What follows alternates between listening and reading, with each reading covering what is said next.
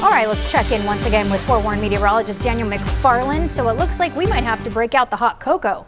Yeah, I definitely think it'd be a great idea. With temperatures like this tomorrow morning, I think tea, hot cocoa, coffee in the morning is all going to be perfect. Yeah, and bundle up. Yeah, definitely going to need to do that, because whenever you wake up outside and you see, say, 37 in Midtown, or maybe a spot like Saddlebrook down at 34, these are going to be some of the coolest temperatures, if not the coolest we've had this season so far. Tucson hasn't gotten down to the freezing point yet, but we're starting to get closer and closer with the nights being as long as they are. Green Valley, you're expecting 35. You have spots like Avra Valley at about 36. Same thing with 3 Points reaching about that mark. Some of those more open areas can get a little bit cooler too.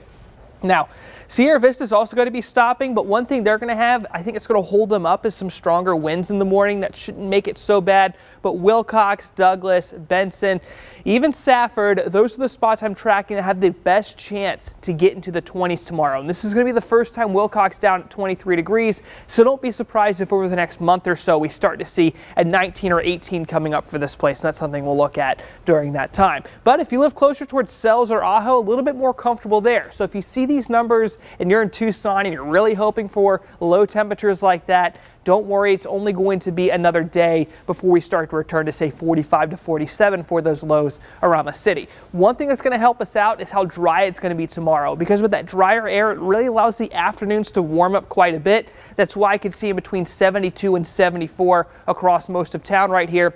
If we go on outside of the area, though, you're going to see 71 for Nogales, about 65 for Safford.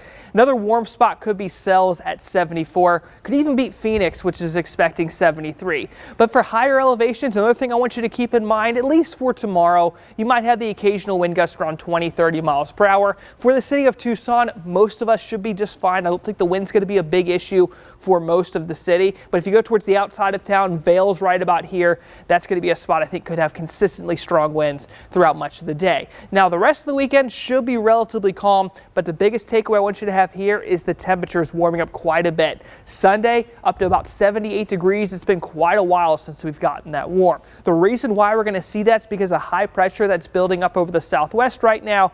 And those of you that have been waiting on the rain, I think you've waited long enough, because there is going to be a chance returning to southern Arizona. This low pressure center right here is going to get closer towards our region, eventually bringing a small chance of rain. I'm looking at Wednesday and Thursday, at least for now. That could carry on over into Friday and Saturday as well. It all depends on how this system behaves, but it does seem like it is going to move closer onshore. Should give us better rain chances during that time. But for now, I'll go ahead and put it at about a 20 to 30% chance of rain on both of those days. Wednesday, I'm looking at 20% chance there. Temperature's not taking a huge drop because the front won't be passing us entirely, and the lows are going to be more comfortable as well because of that cloud cover. Just remember, overnight tonight, 37 is going to be your low. It's going to be warmer during the weekend. There's also going to be a few more clouds, Angelique. So if you've been wanting warmer afternoons, I do think 70 is where it peaks. But don't worry, if you want it to be cooler, we should cool off slowly throughout most of next week.